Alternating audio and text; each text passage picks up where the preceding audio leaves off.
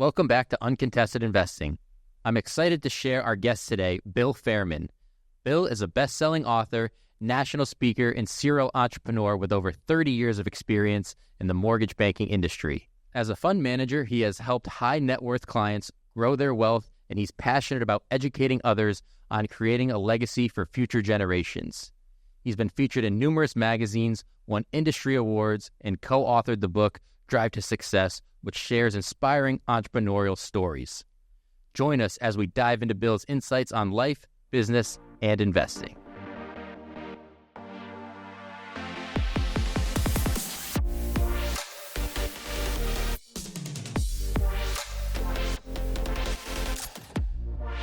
Bill, thank you so much for joining me this week on Uncontested Investing. Pleasure to have you. Nate, thank you so much. I really appreciate the opportunity. Yeah, I think this is going to be a great episode, so let's get right into it. The place I like to start with everybody is what got you into this industry, right? You've been in it for years now. You've experienced a lot of different levels of success. Can you take me back to what was those first days or thoughts or memories that you may have had of why real estate investing or why getting into this industry? Actually, I got into the mortgage business because my father-in-law owned a small mortgage brokerage, and I was actually started off as a dental technician. And he told me one day, you need to get into the mortgage business. And I said, really, why is that? He goes, well, you have a personality. I went, doesn't it take a little bit more than that? Fortunately for me, I had the acumen for the numbers, and I loved teaching people how that worked. And it was easy for me to take the complicated and make it simple for them. So it worked out very well. Nice. And I've been in that industry for over 30 years. Yeah, so bring a lot of experience to the table, and we'll get into all that. So first, I want to start off with the fund management of it all, Sure. With Carolina Capital and the different business ventures that you've gotten into throughout your career. Are there certain opportunities you're looking for when it comes to someone's wealth and the management and the opportunities? What does that strategy and decision making look like for you? So on the fund management side for our specific space, it's just keep it simple, stupid. I've always been a person that wanted to take wealth creation a lot like single-family rentals, where you build up wealth over time. Mm. And you can do the same thing in the banking side of things by loaning on those same property types, but utilizing compounding returns over time. Most people don't make wealth quickly. You make it over time. And then that's the easiest and most consistent way to do it. And our customers, our investors, are typically going to be 15 years out from retirement and all the way through the end of their retirement. And we can get into this later, but our retirement system is broken. It teaches us to accumulate so much wealth and then hope that you die before you run out. And it really shouldn't be that way. It should be passive income along the way, because markets go up and down, but if you have steady income, passive income, even if it's not income that you're taking, it could be income that you're continually reinvest on the compounding side. That's just the best wealth strategy there is, because you don't have to worry about the topsy-turvy drama of the markets. Yeah, it's not so much a get-rich-quick scheme, and I think that's an important thing to hear as it pertains to our listeners who are real estate investors aspiring for that level of success, right? There's always that discouragement of a deal that didn't go our way, or I thought I was going to be better at this quicker, but it's the ones that are in this industry for 10, 20, 30 years that are truly the most successful, right? Nobody's successful for real estate the first 2 years and like, okay, let's do something else. It does take that time and effort and that cumulative strategy and growth. Sure, and I'll add this. If you don't do a bad deal while you're in this business, you're not doing enough deals. Yes. Because it's going to happen. Yes. Just assume it and don't stress, learn from it, move on. Great. And, anytime I get an owner of a company in here, I always like asking them, there's two sides to the coin when it comes to owning a company. It's the success and growth of the company itself, And then it's the growth and the culture that you can provide for employees that are under your umbrella and that you are employing. So can you talk about some strategies that you do for the company and then for your employees? Sure. To start off, one of my favorite books is Extreme Ownership by Jocko Willink. And it essentially, in a nutshell, you should still get the book, is that your team has to understand the end objective. Because, in his case, being a Navy SEAL, your opponent is always trying to get you off of your game. You have a strategy. They're trying to get you off of that strategy. And if you expect your team to make decisions on their own, they have to know what the final outcome is going to be. So if you have employees, team members, and you're constantly worried about them coming to you, asking you questions constantly, it's because you haven't provided them the long-term strategy, right? They can't make decisions on their own because they don't know what the objective is, right? So one of the other things that we do is we want to cross-train all of our people as well to handle any position if someone is out. And then, I don't want to say lastly, but as an employer, we want them to also invest with us because we want them to see what their hard work is doing, and we want them to grow and become wealthy as well. And then every week we have a lunch and learn. We bring in lunch for everybody, and then we teach a specific part of real estate investing so they can understand the business. I think that's such a crucial aspect to growing a company and, having that culture. I think it's a really cool thing, right? Because a lot of times people get a job and it's like, okay, your skills make you good for this position, so just do your job, right? But you're taking that approach of, if you're going to be an employee of mine, you're going to understand what we do what we actually do for our clients. And, there can be that sense of, if I'm spending my time investing and making other people money, when do I get to do that for myself? So the fact that you kind of roll that all into one is a really impressive package that you offer your employees. Well, one of the things that we make sure of with this Lunch and Learn is we're not just teaching them strategies that we're using in the business. We're teaching them real estate strategies so they can grow and go outside of our business and do investing as well. Because what we do is just one small piece of it. Yeah. It's funny, we have a young lady that's been with us for 10 years, and she has doubled her money investing in real estate. And she only started off with a small amount. It's worked out great for her. That is so cool. So I guess moving back to the client side of it, one of your pillars, if you will, is creating a legacy for future generations. You always stress that with your clients. What does that look like? Why is that so important to you? What are some of those conversations that you have with clients when you're trying to explain what that means to them? Well, I go back to that. The retirement system is broken. Okay, yes. And like I said, they accumulate so much money, and then they're hoping that they want to try to live the same lifestyle or close to it while they're in retirement. And then they're going to be draining from the account. Well, you don't want to do that. You want to have your principal never touched, so you can pass that on to your kids, or even if you don't have any kids, working in the community. I can tell you that at least 60% of my investors, because I've met a lot of them at other mastermind groups, when they retire, they're not retiring and going off and fishing. They have projects. They run orphanages in other countries. They do all kinds of mission work, and that's their real passion. And they use this passive income that they've accumulated over time to help fund all that. And then they use the strategies that they've learned from us to do more investing for those. In other words, you try to make those orphanages self-sustainable. So you put that into work there. That's awesome. Bill, we're off to a great start. I can't wait to continue this interview. We're taking a quick break. Our sponsors are going to jump in here, and we'll be right back with this week's episode of Uncontested Investing with Bill Fairman. Bill, thank you for a great start. Awesome. REI Inc. is the premier monthly publication for real estate investors.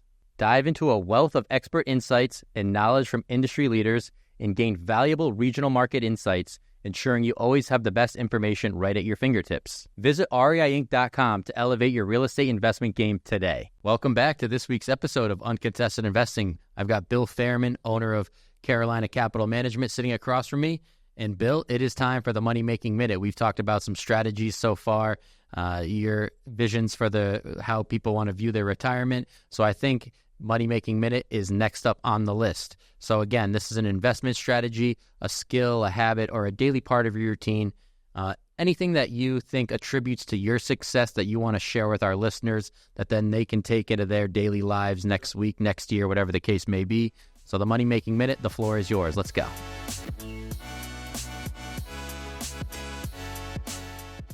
I'm a big fan of tax reinvesting.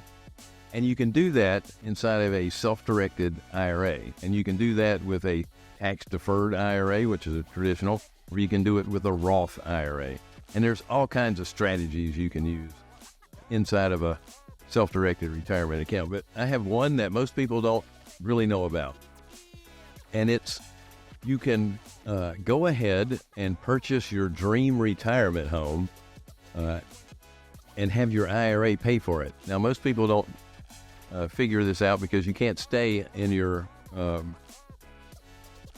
rental property in your IRA. You're not even allowed to change the light bulb in that property because you have to have a management company do it.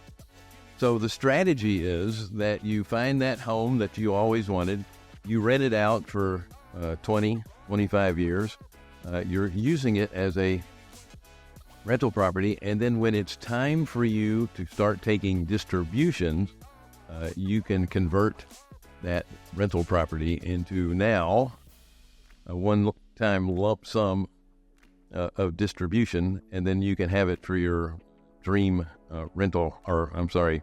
retirement home. Now, along the way, you can still have it fixed up because it's been a rental now for 20 years, but you fix it up, you're still doing it through your IRA, and it's all either tax-free or tax-deferred. It's an awesome way to do it. And if you're not familiar with a self-directed retirement account, you need to Google self-directed retirement accounts. It is not the one that is managed through Schwab and some of the other managers. These are specific companies that have to be the custodian for the self-directed retirement account. It's a shame, only 10% of the population even knows that you can self-direct your retirement account.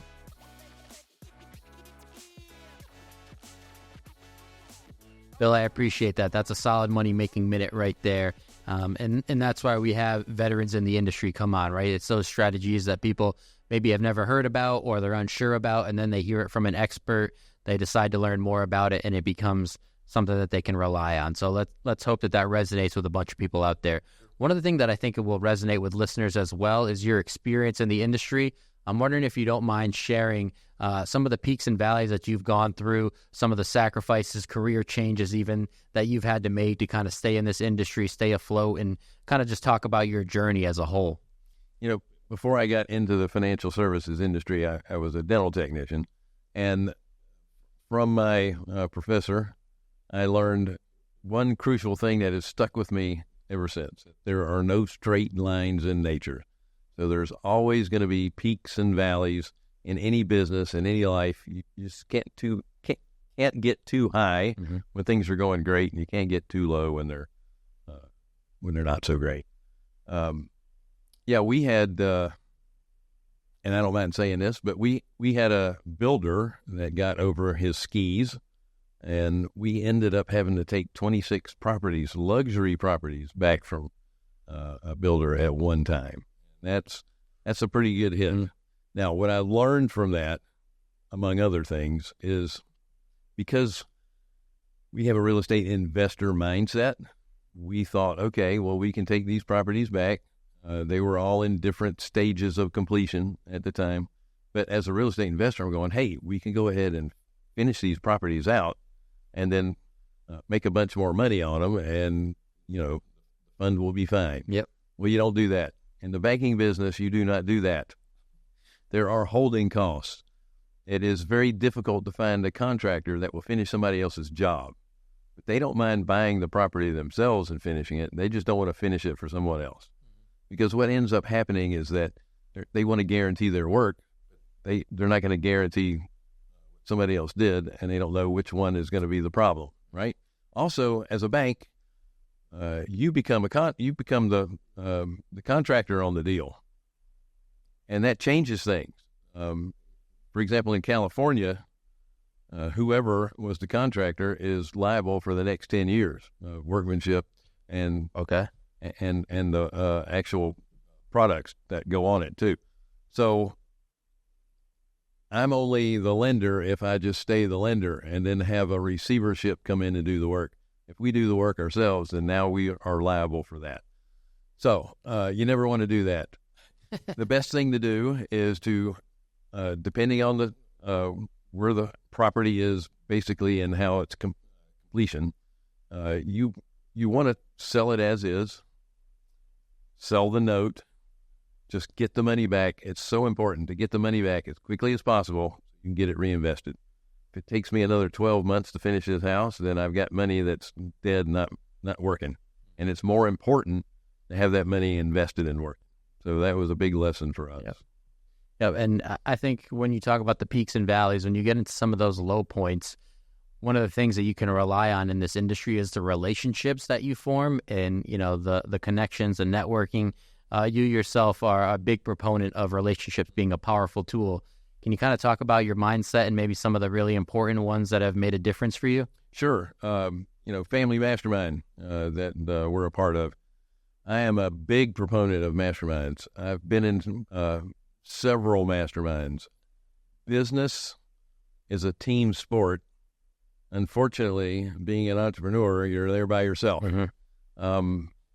And as long as my wife doesn't hear this, there are things that I can't tell my spouse.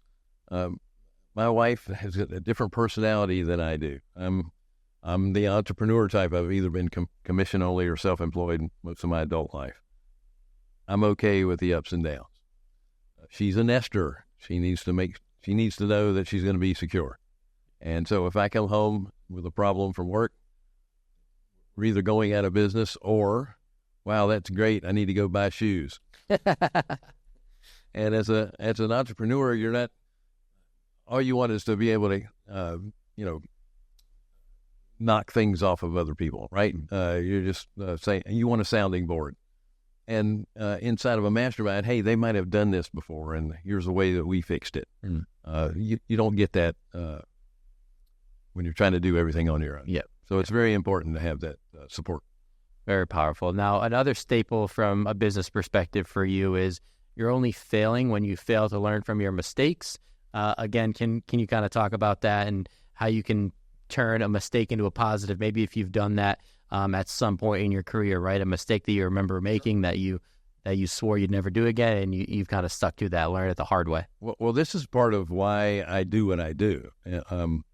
I'd been in the mortgage business for over 25 years when we had the mortgage crash, 2008. I was middle management sales, and the low point to this was I obviously lost my job. My wife hadn't worked outside of the home in 13 years, and she ended up having to get a job factory doing piecework, and I got a job driving a tractor trailer long haul. Now, there's nothing wrong with that, and that's good hard work. Mm-hmm. Have to make the mortgage payments. But if I'd have been a real estate investor and not a worker bee in the real estate business, gotcha, I would have had passive income that would have helped us through that. And this is why I'm so passionate about making sure that people have passive income sources, because those are things you can't control. When you have a black swan event like the crash and like the pandemic, if you have passive income coming in, it's not so stressful, right? Yes. So now, that's being said, you can't look down on yourself because things have happened. Like I said, just learn from your mistakes and move on. And if you continue to do it, then you're not learning from your mistakes. Yep. It's gotten to the point now where my personal trainer, when he says, I want you to lift this weight until failure, he'll look at me and goes, oh, I'm sorry. you need to lift it to fatigue because you're not supposed to say failure to you. That's so funny. That word doesn't exist around you. That's great. No, that's great. Moving on to like a little bit of a personal touch here. I don't know how much you're into this or whatever, but if somebody searches Bill Fairman in Google, you're somebody that comes up, right? And with that comes articles and your website, whatever the case may be. Award winning is usually something that follows your name a lot. And I'm just wondering, those got to come from associations or industry peers. How good does it feel to be recognized in this industry? And, what are some of those good memories of an award that you won? Oh, it's awesome to be recognized by your peers. I've been involved with the American Association of Private Lenders for years, and I was selected as their Lender of the Year, which was really nice. I'm also on their Government Affairs Committee. I was asked to do a white paper that's going to be, already has been, but it was going to be circulated throughout the House and Senate, and it was really opposing some legislation that they were coming out with, blaming institutional investors for the high cost of housing. And so I got credit for that. I got although it's a co-authored book, I got a best-selling author. Nice little plaque from Amazon as well. It was always nice. And then I also served in the Civil Air Patrol, and I've got a couple of awards for service in that. That's awesome. That's awesome. Well, thank you for your service, first of all. Thank you. And I think we're at another point here where we're going to take a quick break, but Bill, the insight, the expertise, and the experience, second to none in the industry. So again, thank you for blessing our listeners with some insight today. We'll take that quick break, and we'll be right back with Deal Breaker, Deal Maker with Bill Fairman. At RCN Capital, we know that time is money. With our competitive rates and quick turnaround time, you can receive funding in as little as 10 days. We offer flexible payment plans to relieve the pressure of the repayment process. Our team is experienced in making sure that you choose a loan that will suit you best. So get on the phone with a loan officer today by emailing info@rcncapital.com or clicking the link in our bio. Again, today we are joined by Bill Fairman, owner of Carolina Capital Management.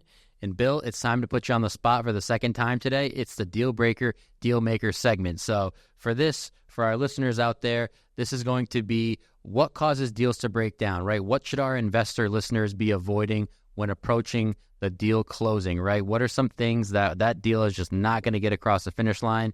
And conversely, what are traits that all successful deals have in common? I'll let you take it from here. Deal Breaker, Deal Maker.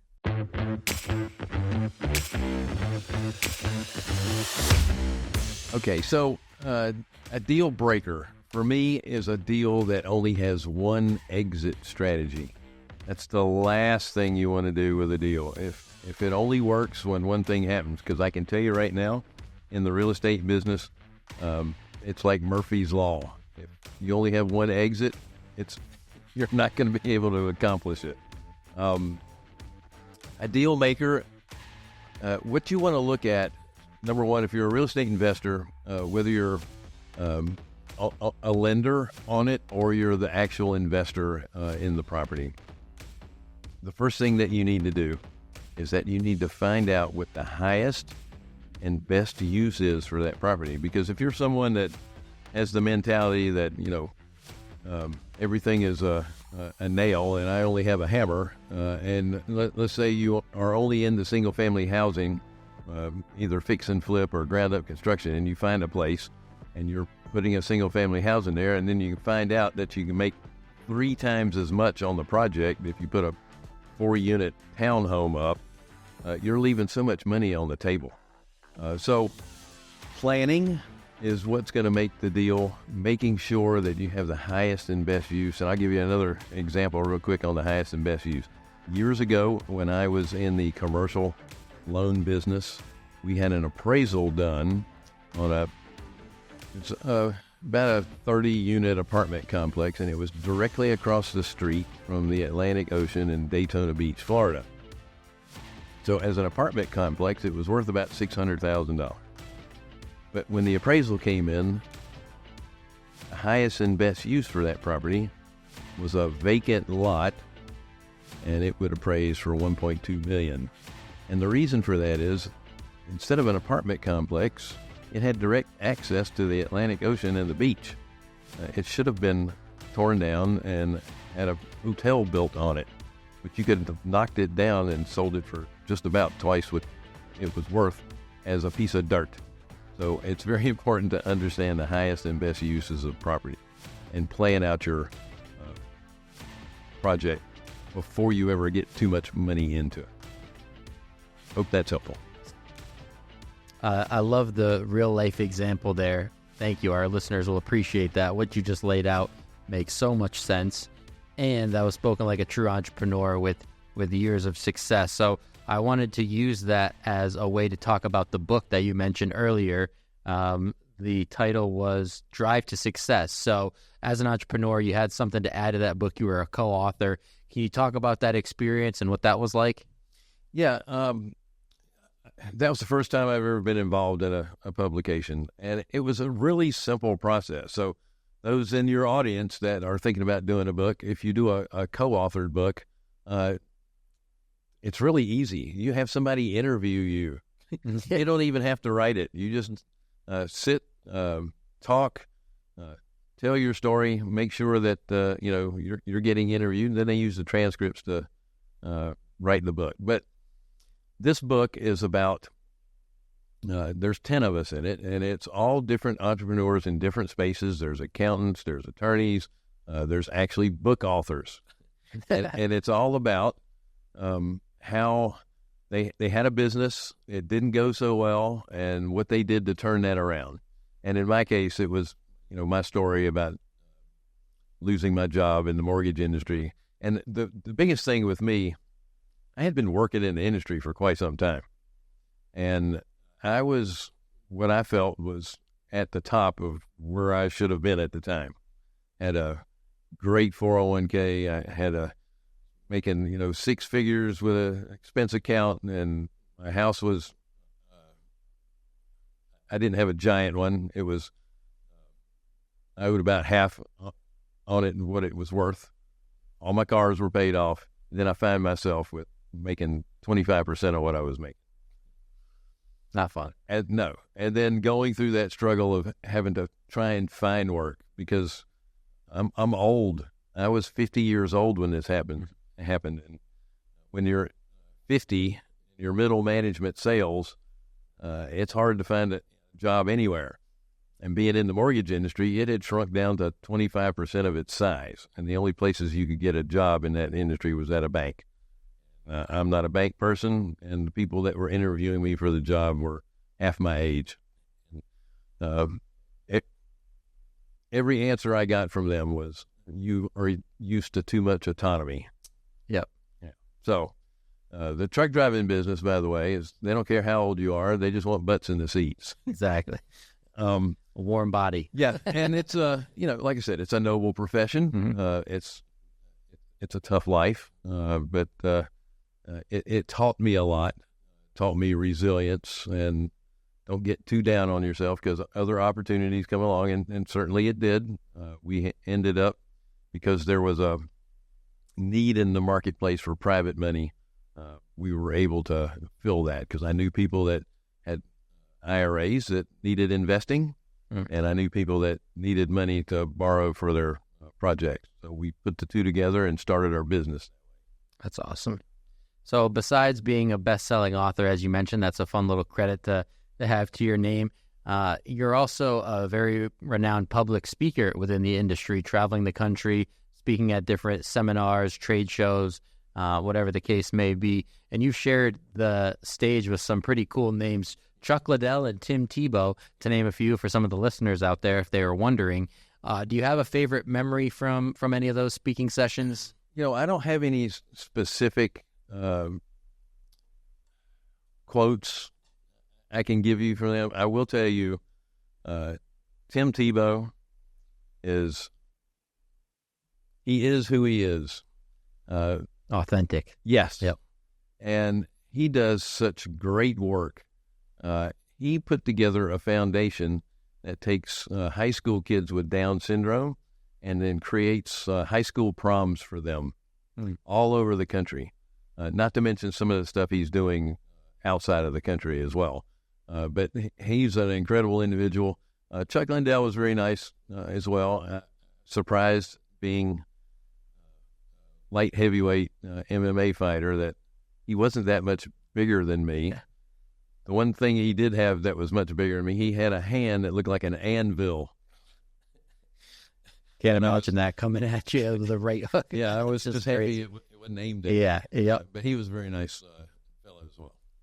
That's very cool. Now, as I mentioned, you're across the country doing this, so it's got to be something that you look forward to, a skill you've developed over the years.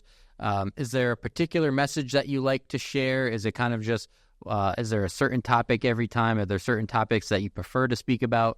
What do some of those engagements look like for you? Yeah, so a lot of my speaking has to do with, the passive income. But 3 days ago, I'm in Las Vegas doing the keynote speech at a lending conference, and this time it was specific to marketing and how to do the presentations properly. And it's funny because everybody there is raising capital, so I'm giving them insight on how to do their own presentations, and not so much doing the statistics, because a lot of times financial people will just show slides of all the statistics, how much they're making. It's not about that. You have plenty of time to do the statistics. You need to find out if you're a good fit for that investor first. Yep. And that's what your presentation should be on. And it's funny, I started off with someone does a presentation and they start with, here's my why. Yeah. And I put a fake family and a dog up there and said, this was my why. And then I told them, don't ever do that. Because no one cares about you. They're just they're listening because they want to know if there's something you can do for them. You still need to do your why, but that's not where you do it at the beginning. Yeah. That's so funny because I'm just imagining people taking notes on the first slide and then you're like, just kidding. And then the sound of ripping paper and crumpling it into the garbage. Okay. So, that's a great segue into the why. This is the point of the episode where I usually like to ask the guests, do they have a why? Do they have a passion project? Do they have something outside of this industry that's very grueling? The peaks and valleys, the 24/7 aspect of it can be extremely draining. So is there something that you do that when you're not working that refreshes you, recharges the batteries, that makes you better in this industry? That's a good question, Nate. I am also very passionate about health. And I'm currently 66 years old, and I'm in the best shape of my life. I do 4 sessions a week with personal trainer, actually 2 personal trainers. The one guy is only 22, and he works me out like I'm a 30-year-old, so I also work out with his dad. There we go. Because he understands my age. But again, I'm very passionate about that. I want to make sure I eat the right nutrition. It doesn't mean that you have to teetotal. You still have to live life. Yep. But, excuse me, I don't want to be in a situation where I see people in their late 60s and 70s and they can barely get around. Mm-hmm. Life is not worth living if you are constantly in pain or a burden on somebody else. Yeah. And by the way, it's never too late. I started this at 57. So yeah, that's awesome. That's the way to do it. Yeah. That rings true personally for me too, because I have 2 parents in their 60s. They, have now that the kids have moved out, they have space in their basement where that's their workout center. They're golfing 2 or 3 times a week together. So, that matters. They're recently grandparents thanks to my older brother. So, all those things are worth considering. And then as it pertains to our conversation that we've been talking about all day, if you're saving money, doing all these strategies that you accumulate wealth and have a great retirement, that you're looking forward to, but if at 65, you can't even get out of bed, what's the point of all that hard work of accumulating that wealth if you're not physically fit, active, and able to kind of be able to process that and enjoy what you're actually doing? It becomes a quality of life. Exactly. Yep. Mm-hmm. Yep. So, again, on the last part of the episode here, as we wind down, people have certainly seen that you know what you're talking about, not only when it comes to the wealth management side of things, but the public speaking. So Is there any, teaching, training, mentoring that you offer? Is there a website out there that's best to reach you at? There's a lot of people that are watching this episode going, I think I got to reach out to Bill Fairman and learn more about what he's talking about. Well, one of the things that my sister and business partner are really good at doing is playing off of each other on stage, in videos. So we have a YouTube channel. You can go to billfairman.com, and it has all of our websites, all of our social media, our YouTube channel. We have 3 years worth of content on there. And some of it's teaching, some of it's interviewing other people in our industry, other fund managers. My sister Wendy has it's called Wednesday with Wendy. You can get that from my site as well, where she does free mentorship. She also does and I know I'm plugging my sister, even though she's supposed to be plugging me. But That's the kind of guy you are. She does a great job of educating folks. That's awesome. She has a meetup group every Friday morning, and there's 60 to 80 people on a Zoom call every week. It's really good. Matter of fact, most of the people on the Zoom call could run the meetings. That's how high level it is. And then we are in the process of setting up education for another mastermind group that's involved in real estate, and we'll be some of the presenters and ongoing trainers for that as well. That's awesome. Bill, I think we're at that point where all we have to do left is thank you so much for stopping by. We appreciate you making the trip down to Tampa. Wish you nothing but the best for the next couple of days at Family Mastermind and beyond. And we're coming up on 6 p.m. here on the East Coast, so I think we're both ready for some dinner. But to the Uncontested Investing listeners, thank you so much for tuning in this week. Bill Fairman brought it. I know you guys learned something new by tuning in and checking this one out. So, Bill, again, thank you, and we will see you all in the next one. Thank you for listening to Uncontested Investing. Questions about today's episode or the podcast? Email podcast@rcncapital.com and make sure to follow REI Inc. magazine on LinkedIn and Facebook, and RCN Capital on Instagram, LinkedIn, and Facebook. See you all next time.